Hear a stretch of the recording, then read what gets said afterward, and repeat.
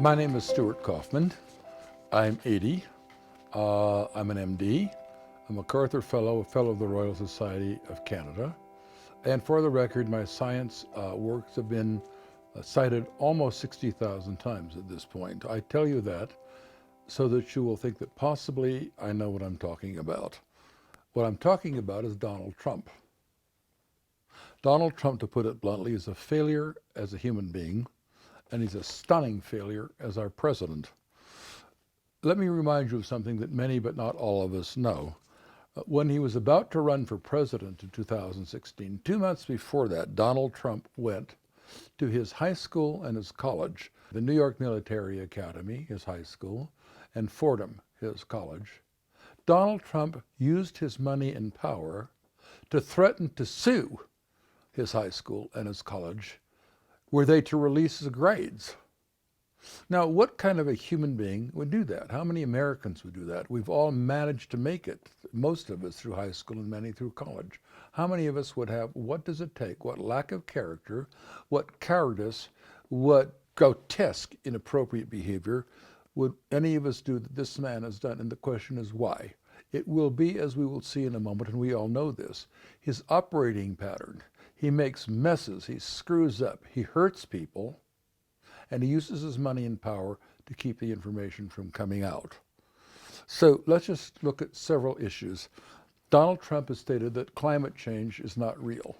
He's withdrawn us from the Paris Accords. Climate change is overwhelmingly real, with fires in Australia, with the seas turning to acid, with coral reefs dying. But Donald Trump has said no, and he's taken us out of the Paris Accords. Not only has our president done that, he's used his power to keep our national agencies like NASA and NOAA from publishing their own results that shows that climate change is real. So he's doing it again. He's saying something, it is false, and he's using his power to block the evidence from coming out to the harm of the entire planet. An overwhelming problem that we face is climate change. He's denying it. But we know that Donald Trump is hiding his taxes. Why is the man hiding his taxes? What's happened at Deutsche Bank? How many possibly illegal and fraudulent things has the president done? And maybe he'll go to prison afterwards. We've all been with Trump through the Mueller report. Did Trump help that investigation? He did everything he could to block it. Everything he could to block it. And then we've been through his impeachment. Did Donald Trump help that investigation? He kept everybody he could from testifying. It's the same thing he did with his high school and college. The man is a moral slug. He's disgusting. He has no character. I'm a scientist and a doctor. And like other scientists and doctors, I seek the truth and I seek to save lives. Donald Trump is a systematic liar, and he doesn't care if his incompetent behavior and choices have now killed probably 80,000 Americans in the midst of the COVID-19 crisis. More will die because of Trump, and I want you to see that and look at it. Among the 80,000 who have already died, approximately 30,000 are his own supporters who continue to have faith in him despite his lies and despite the fact that 30,000 of them have already died and more will. I want us to look at that. And I want to say to his supporters, look at this man. He's a liar. If he cared about you, he would have made decisions that have not only put your lives at risk, 30,000 of your loved ones have died. I want now to talk about Donald Trump, our COVID-19 wartime president, his actions and behaviors and choices that have led to the death of thousands of us now, compared to many countries around the world. In particular, I'm going to show us Italy.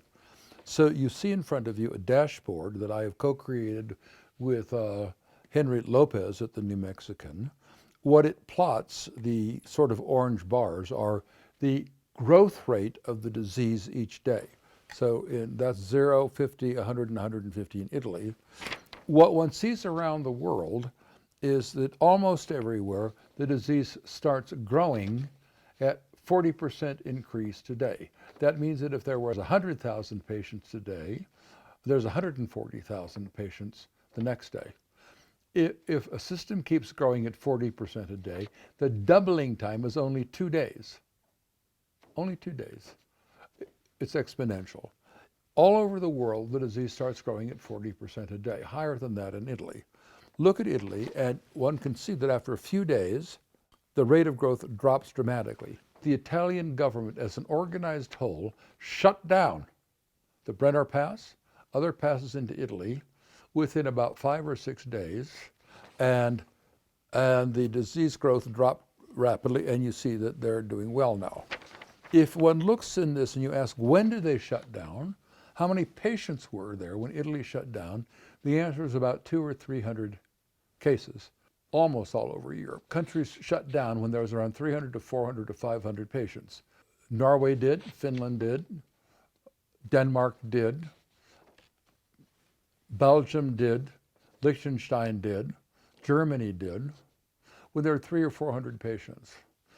The lower figure is the United States.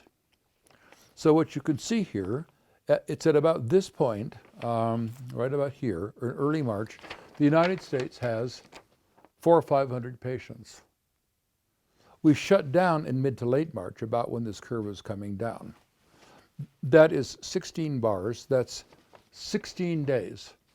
The disease is growing, as you can see, at 40% a day. It's doubling every 2 days.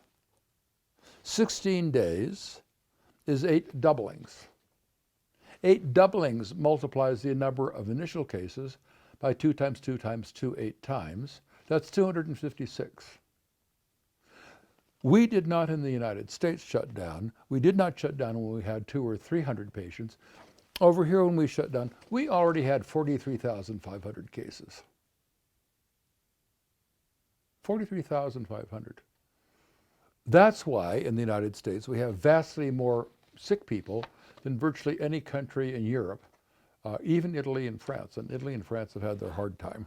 Now, why did we delay for 15 days or 16 days? The overwhelming answer is our COVID-19 wartime president. He's our delay. The disease isn't real. It will go away. It's not serious. We've got it under control. It's not anything to worry about. Keep going to work. He has delayed us by approximately 2 weeks. We all know that that's true. And that means something fundamental. This man, this grotesque figure of an immoral slug, has delayed our shutting down for 16 days.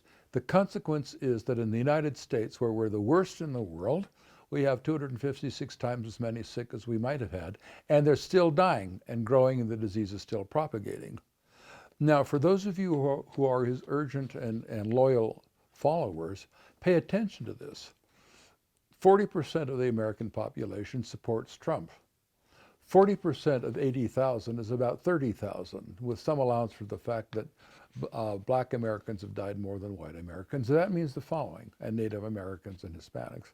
It means those of you who are his supporters, 30,000 of your loved ones have died. If you think that's okay, fine. If you think it's just useless and grotesque, don't vote for this man in November. He is lethal, and he is killing you.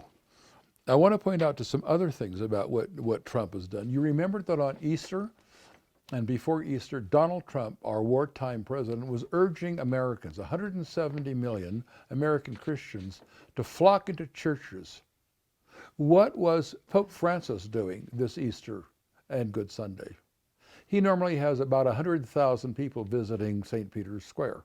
Knowing the disease was running around in Italy, Pope Francis made absolutely sure that St. Peter's Square was empty on Good Friday and on Sunday, Palm Sunday, and on Easter. So Trump invites 170 million Americans to go to church and crowd in with one another, once maybe 1% of the population, 500,000 to 1 million Americans are already sick. Crowd together and do what? Infect one another. Did he care about you? No, he cared about looking good, but he was willing to see you die. Another thing that our COVID-19 wartime president, and let's just think of the following. Here's the man who's going to save us. Did you see that in public, the man did not know the signs and symptoms of the disease?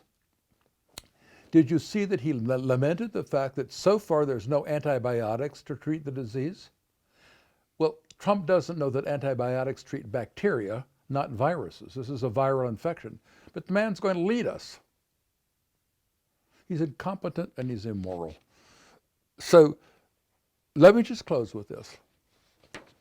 We have a choice with this man. We know what he's just done in his march on the church, St. John's Church across from the White House. He mobilizes special operation forces for his macho march across to the church behind special forces that are pushing protesting Americans who are protesting peacefully out of the way, knocks over press from other countries, and holds up a Bible upside down. How much do you need before you say the man is a complete loss as a human being? And to summarize it, I seriously say, as President of the United States, Donald Trump is the most dangerous human being on the planet. Vote the man out of office.